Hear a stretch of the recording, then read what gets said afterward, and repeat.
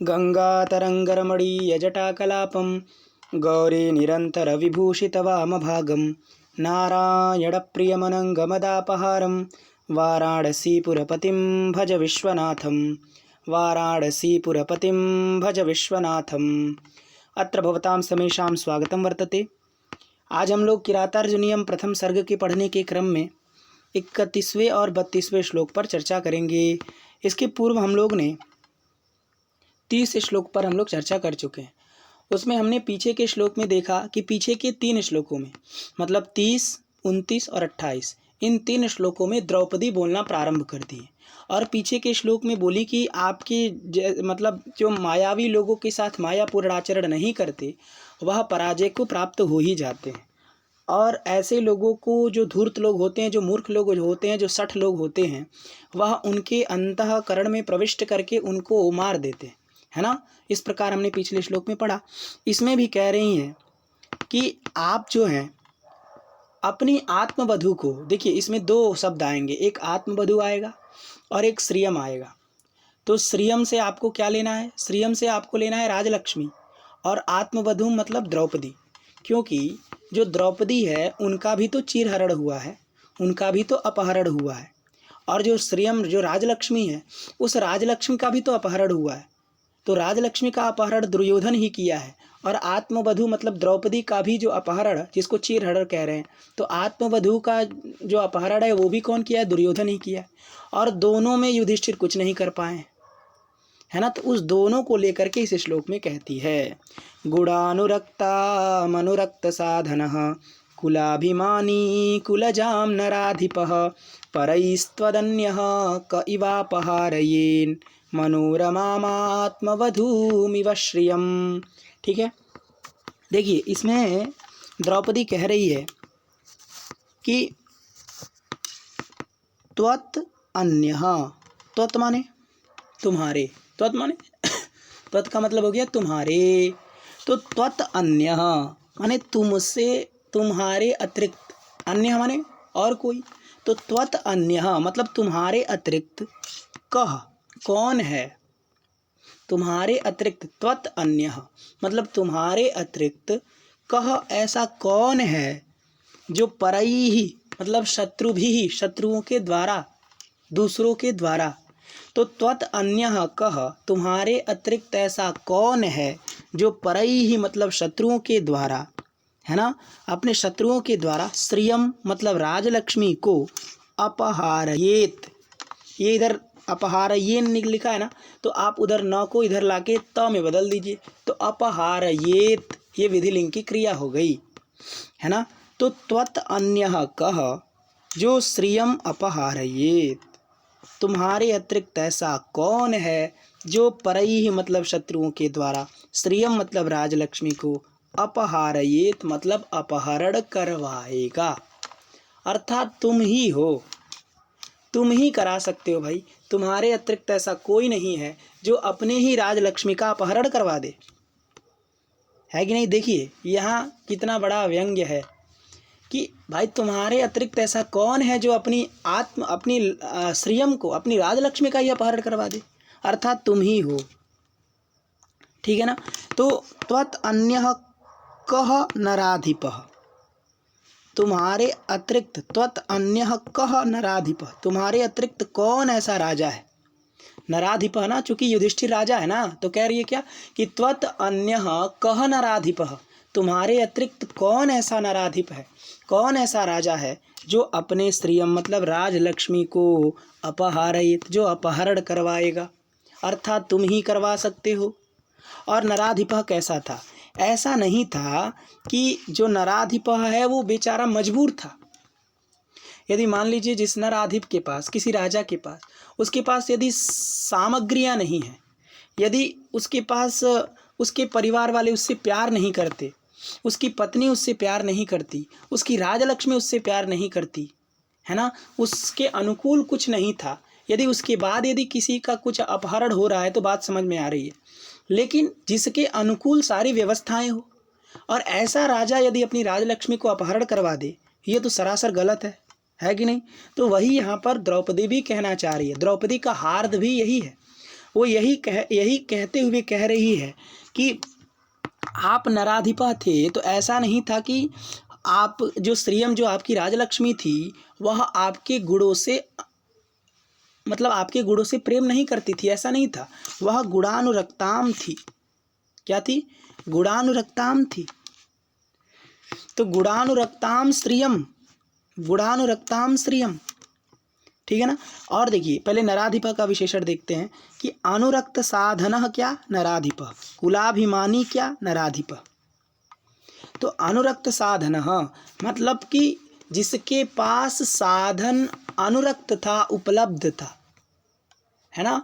अनुरक्त माने होता है ना कि उपलब्ध रहना। तो जिसके पास साधन उपलब्ध था, जिसके पास साधन था, सारे साधन जिसके पास थे, ऐसे तुम नराधिपा थे। मतलब जब तुम राजलक्ष्मी का त्याग कर रहे थे, है ना, तब जब तुम राजलक्ष्मी का त्याग कर रहे थे तब तो तुम्हारे पास सारी सेनाएं थी, तुम्हारे पास सारे साधन उपलब्ध थे जिससे तुम रोक सकते थे, उसका अपहरण नहीं करवा सकते थे, लेकिन तुमने फिर भी करवाया, है ना। तो अनुरक्त साधन क्या? नराधिप। जिसके पास सारी साधन उपलब्ध थे। अनुरक्त साधन यस्य सह अनुरक्त साधन, जिसका साधन अनुरक्त था, है ना, उपस्थित था, ऐसे जो नराधिप, ऐसे नराधिप त्वन्यः कः, तुम्हारे अतिरिक्त ऐसा कौन है जो कि अपने राजलक्ष्मी का अपहरण करवाए? पहला। दूसरा, कुलाभिमानी, और कुल के अभिमानी थे तुम अपने कुल पर बड़ा अभिमान करते थे, है ना। कुलस्य अभिमानः इति कुलाभिमानः, और कुलाभिमानः अस्ति अस्य इति कुलाभिमानी, इन्हीं प्रत्यय हो गया अतिनी ठनौ सूत्र से। तो पहले कुलस्य मानः षष्ठी तत्पुरुष कब समास करिए कि कुल का अभिमान, कुलस्य अभिमानः इति कुलाभिमानः, और कुलाभिमान है जिसमें, किसमें? नराधिप में, तुम में कुल का अभिमान थे तुम, है ना, तुम में कुल का अभिमान था। अर्थात जो कुल परंपरा से प्राप्त जो तुम्हारी राजलक्ष्मी थी उस पर तुम बहुत अभिमान करते थे, स्वाभिमान था तुम्हारा मान सम्मान था। तो तुम कुलाभिमानी थे, तुम अपने कुल पर अभिमान करने वाले थे, और ऐसे तुम राजा थे, और ऐसे तुम्हारे द्वारा त्वत् अन्यः कः, तुम्हारे अतिरिक्त ऐसा कौन नराधिप है जो कि अपने राजलक्ष्मी का अपहरण करवाए। और वो राजलक्ष्मी कैसी थी? पहले दो विशेषण किसके दिए? अनुरक्त साधना और कुलाभिमानी को नराधिपा। अब देखिए राजलक्ष्मी का विशेषण है कि राजलक्ष्मी कैसी थी। ऐसा नहीं है कि राजलक्ष्मी को तुम भी नहीं चाहते थे, गुणानुरक्ताम थी वो, मतलब वो गुणेशु, है ना, गुणेशु अनुरक्ता इति गुणानुरक्ता ताम गुणानुरक्ताम, जो गुणों में अनुरक्त है, गुणों में जो आसक्त है। तो जो तुम्हारे गुणों में आसक्त थी, जो तुम्हारे गुणों से प्रेम करती थी, ऐसी जो श्रियम, और ऐसी श्रियम को तुमने अपहरण करवा दिया, ऐसी श्रियम को तुमने अपहरण करवाए, है ना। और कैसी थी? तो कुलजाम, अरे अच्छे कुल खानदान में उत्पन्न थी वो श्रियम। वो श्रियम कहाँ से थी? कुलात माने कुल परंपरा से प्राप्त थी ना।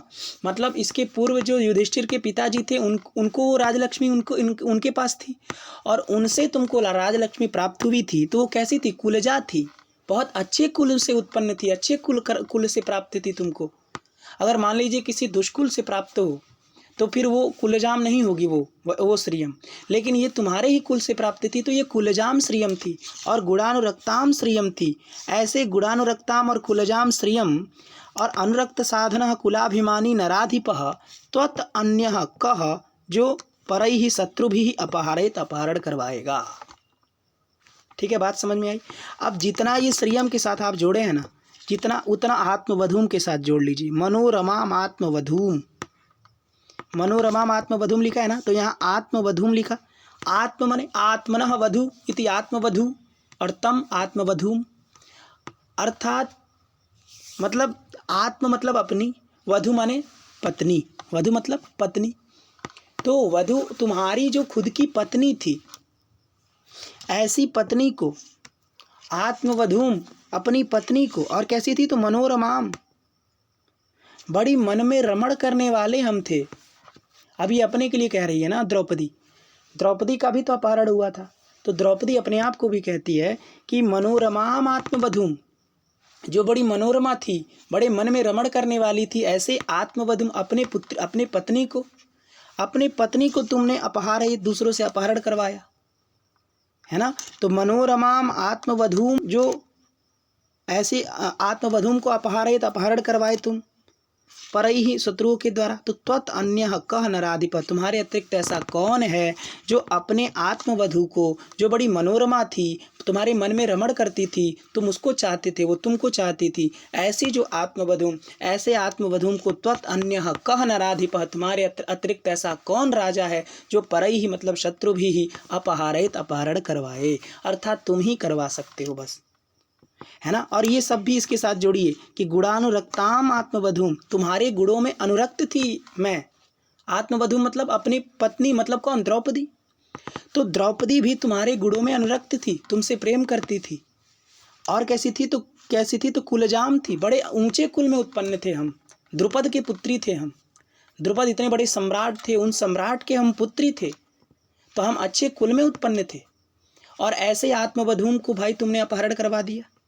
बल्कि तुम अनुरक्त साधना थे, तुम्हारे पास सारे साधन उपलब्ध थे, सारे साधन तुम्हारे पास थे। तो अनुरक्त साधन होते हुए भी और कुलाभिमानी, तुम हमारे कुल पर भी तुम अभिमान करते थे, है ना। मतलब कि अपने कुल पर अभिमान करने वाले, जो तुम अपने कुल को बहुत अच्छा समझते थे, ऐसे तुम नराधिपः, ऐसे तुम नराधिपः त्वत अन्यः कः, तुम्हारे अतिरिक्त, तुम ऐसे राजा हो तो तुम्हारे अतिरिक्त ऐसा कौन राजा है जो अपनी आत्मवधू को अपहरण करवा दे। और उसी आत्मवधू के इव लिखा ना, इव माने यथा, जैसे। तो आत्मवधूम इव, आत्मवधू की तरह ये स्त्रियम, तुम्हारी पत्नी की तरह ही ये जो राजलक्ष्मी है, इस राजलक्ष्मी को भी तुमने अपहरण करवा दिया। तो त्वत अन्यः कः, जो अपहारयेत, है ना। बात समझ में आई? देखिए एक बार फिर से देखते हैं कि त्वत अन्यः कः, तुम्हारे अतिरिक्त ऐसा कौन है ना। तुम्हारे अतिरिक्त ऐसा कौन है, ऐसा कौन नराधिपः, त्वद अन्यः कः नराधिपः, तुम्हारे अतिरिक्त ऐसा कौन राजा है जो परई ही माने शत्रुओं के द्वारा आत्मवधू मतलब अपने वधू को, परई ही माने शत्रुओं के द्वारा अपहारयत माने अपहरण करवाए, है ना। ऐसा कौन है जो अपने आत्मवधू माने अपनी पत्नी को अपहरण करवाया, ऐसा कौन है। और वो पत्नी कैसी थी? तो मनोरमाम आत्मवधूम और गुणानुरक्ताम आत्मवधूम और कुलजाम आत्मवधूम, जो तुम्हारे गुणों में अनुरक्त थी, आसक्त थी, जो अच्छे कुल में उत्पन्न थी और जो तुम्हारे मन में रमण करती थी, ऐसे ही जो आत्मवधूम, ऐसे आत्मवधूम को त्वत अन्यः कः नराधिपः, जो परई ही अपहारयत, और उसी आत्मवधू की तरह, उसी आत्मवधू की तरह जो श्रियम है, जो तुम्हारी राजलक्ष्मी है, ऐसी राजलक्ष्मी को भी त्वत अन्यः कः, जो अपहारयत, जो अपहरण करवाए।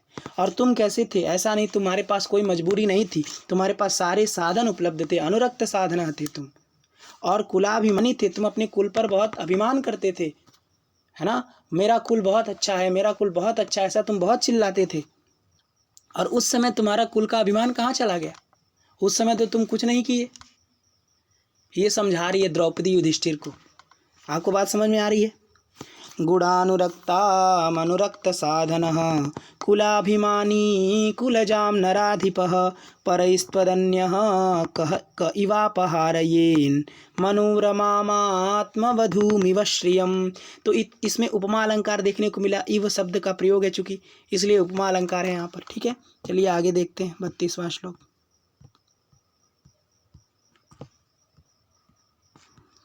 भवन्तमेतर्हि मनस्वी गर्हिते विवर्तमानं नरदेववर्त्मनि कथं न मन्युर्ज्वलयत्युदीरितः शमीतरुं शोष्कमिवाग्निरुच्छिखः, कथं शमीतरुं शोष्कमिवाग्निरुच्छिखः। ठीक है, देखिए इसमें देखिए क्या है, कर्ता क्या है, कर्म क्या है, क्रिया क्या है। तो पहले संबोधन है, क्या संबोधन है? नरदेव, हे नराणाम देव, हे नरों के देव, है ना। मैं बोला था ना कि क्या बोलेंगे, ये या तो राजन बोलेंगी, या तो नृप बोलेंगी, और या तो नरदेव बोली। यहाँ पे नरदेव माने नरों के देव, स्वामी। तो हे नरों के स्वामी, हे राजन, हे राजन बोली ना, तो हे राजन, हे राजन भवंतम माने आपको, भवंतम मतलब आपको, जो कि भवान भवंतौ भवंता भवंतम कर्म है ना, द्वितीया एक वचन, तो भवंतम माने युधिष्ठिरम। तो आपको मन्यु मतलब क्रोध, कथम मतलब क्यों, न मतलब नहीं, ज्वलयति माने जला रही है।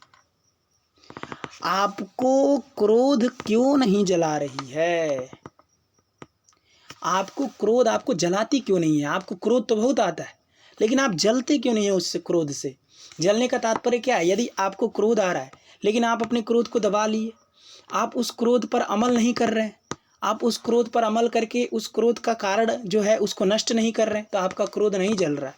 क्रोध तो हो रहा है लेकिन आपका क्रोध जल नहीं रहा है। तो वही पूछ रही है कि नरदेव, हे नरदेव, भवंतम माने आपका, जो मन्यु माने जो क्रोध है, वो कथम न ज्वलयति, वो क्यों नहीं जल रहा है? जबकि उदीरितः, मन्यु का विशेषण है उदीरितः, उदीरितः मन्यु, उदीरितः मतलब जो उठ गया है, जो ऊपर उठ गया है, ऐसी जो मन्यु, ऐसा जो क्रोध, आपका क्रोध भी ऊपर उठ गया है, लेकिन वो जल क्यों नहीं रहा है? वो अमल क्यों नहीं कर रहा है? वो जाकर वो दुर्योधन को मार पीट क्यों नहीं रहा है आपका क्रोध? है ना, यही तात्पर्य है कहने का कि कथम भवंतम मन्यु कथम न ज्वलयति, वो क्यों नहीं जल रहा है। ठीक है ना। और कह रही है द्रौपदी कि आप ऐसा मत सोचिए कि आप बहुत अच्छे मार्ग पर चल रहे हैं, आप बहुत अच्छा काम किए हैं, ऐसा मत सोचिए। आपको अगर ऐसा लग रहा है कि हमने वचन दे दिया और वचन देने के बाद हम अपने हार गए, तो हमने इतना बड़ा राजपाट छोड़ करके हम जंगल में आ गए, तो हम धर्मराज हैं, हम बहुत प्रशंसनीय हैं, हमारी सभी लोग प्रशंसा करते होंगे, ऐसा मत सोचो। ऐसा बिल्कुल नहीं है, तुम्हारी कोई प्रशंसा नहीं करता है। इसलिए कि क्या कि तुम कैसे मार्ग पर हो, तुम कैसे मार्ग पर उपस्थित हो इस समय। तो एतर ही, इस प्रकार के मनस्वी गर्हिते वर्तमनि, वर्तमनि सप्तमी एक वचन, तो मनस्वी गर्हिते भी सप्तमी एक वचन, और एतर ही ये भी सप्तमी एक वचन। एतर ही का मतलब होता है इसमें, तो इसमें कैसे, तो एतर ही वर्तमनि मतलब इस मार्ग में, इस मार्ग में तुम हो। कैसे मार्ग में, तो मनस्वी गर्हिते, मनस्वी भी गर्हितः इति मनस्वी गर्हितः, और तस्मिन मनस्वी गर्हिते, अर्थात मनस्वियों के द्वारा, जो मनस्वी लोग हैं, जो तपस्वी लोग हैं, जो अच्छे लोग हैं, ऐसे लोगों के द्वारा जो गर्हित अर्थात निंदित जो मार्ग है, ऐसे मार्ग में विवर्तमानम माने उपस्थित होते हुए, रहते हुए, भवंतम माने तुमको, कथम क्यों, मन्यु माने क्रोध, न ज्वलयति नहीं जला रही है। तुम कहाँ खड़े हो? मार्ग में खड़े हो। वो मार्ग कैसा है? वह मनस्वी गर्हित मार्ग है।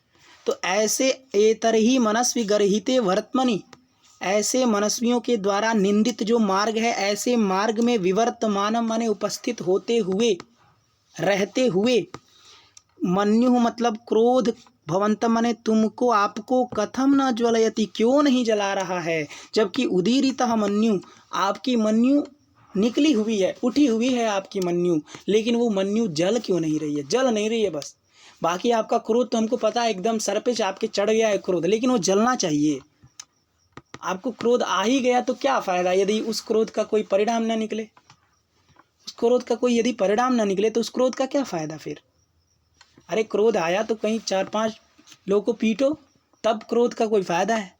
यदि क्रोध आया और शांत भी हो गया तो फिर क्या फ़ायदा? तो वही लिख रहे हैं क्या, उदीरितः मन्यु, जो उठा हुआ, उदीरितः में देखिए अक्ता प्रत्यय है ना, उद उपसर्ग है, उत उपसर्ग पूर्वक ईर धातु से अक्ता प्रत्यय कर दीजिए तो उदीरितः बन जाएगा। तो ये भूतकालिक क्रिया है, तो जो उठ गया है, ऐसा हम इसलिए अर्थ कर रहे हैं ऐसा, क्योंकि उदीरितः का मतलब क्या हुआ, जो उठ गया है, उठने वाला है ऐसा नहीं कर सकते, क्योंकि अक्ता प्रत्यय भूत अर्थ में होता है।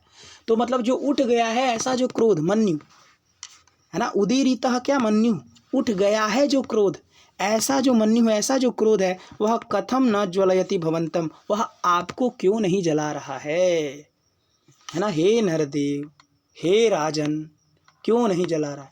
और नीचे की लाइन में एक उपमा देते हैं, है ना, देखिए कितना उपमा देते चल रहे हैं, हर एक श्लोक में लगभग उपमा दे रहे हैं। ठीक है ना। तो इसमें उपमा क्या दे रहे हैं, इसमें उपमा इस दे रहे हैं कि जैसे शुष्कम समीतरुम, शुष्कम समीतरुम, शुष्कम माने सूखा हुआ, सूखा हुआ, समीतरुम माने समी का जो वृक्ष है, तरु माने वृक्ष, समी माने समी, तो समीतरुम अर्थात समी का वृक्ष, सूखा हुआ जो समी का वृक्ष, ऐसे सूखे हुए समी के वृक्ष को जैसे इव माने जैसे, अग्नि माने अग्नि, उच्छिका मतलब होता है उद्गता शिखा यस्य सह उच्छिका, जिसकी शिखा उठी हुई हो।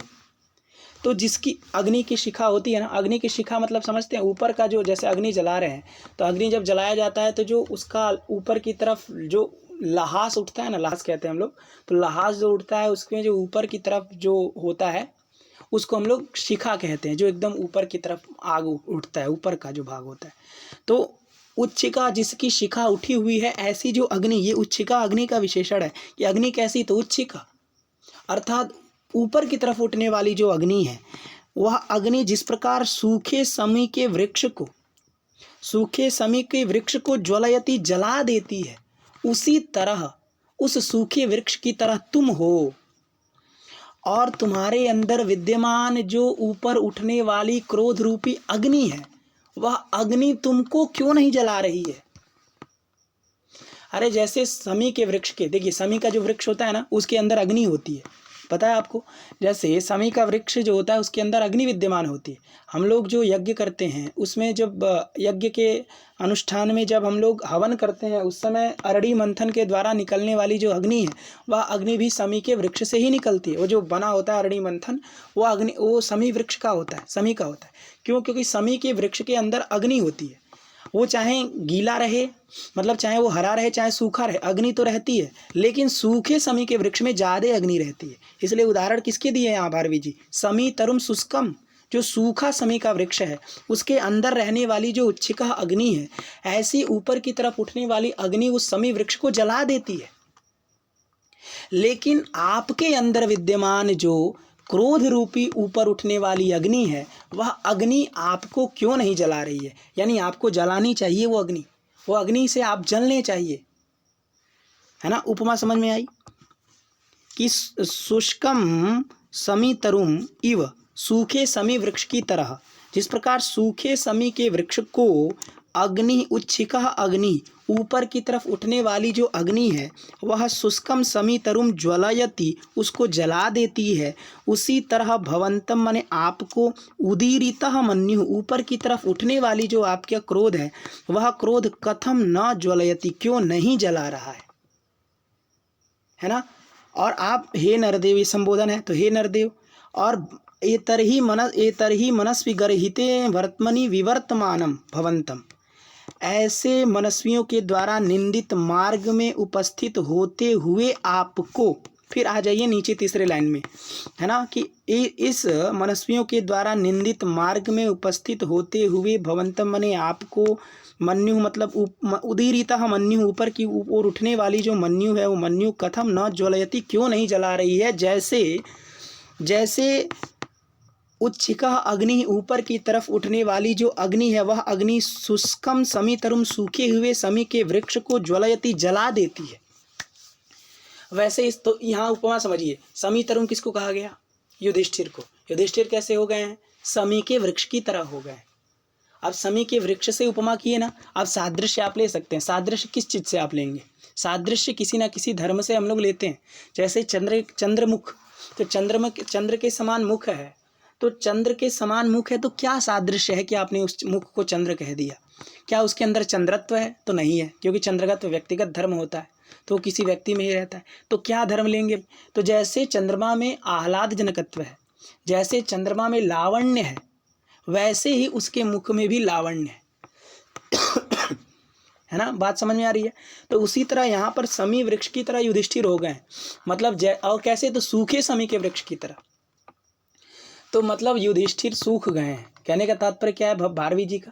कि युधिष्ठिर क्या है? सूख गए हैं। अब बताइए, जो जंगल में रह रहा हो, इतने तपस्वी जंगल में, वहाँ खाने पीने के लिए भी अच्छा से नहीं मिलता, बिस्तर भी अच्छा नहीं मिलता, तो वहाँ किसी का शरीर सूख जाएगा कि नहीं जाएगा? जो पहले इतने बड़े बड़े महलों में रहता था, इतने बड़े मखमल और गद्दे पर सोता था, ऐसा व्यक्ति यदि अचानक से किसी पत्थर में जाकर सोने लगे, किसी जंगल में रहने लगे, तो ऐसा व्यक्ति तो सूख ही जाएगा ना। तो सूखे समी के वृक्ष से तुलना की गई। सूखे समी का वृक्ष भी जंगल में रहता है और युधिष्ठिर भी जंगल में रह रहे हैं।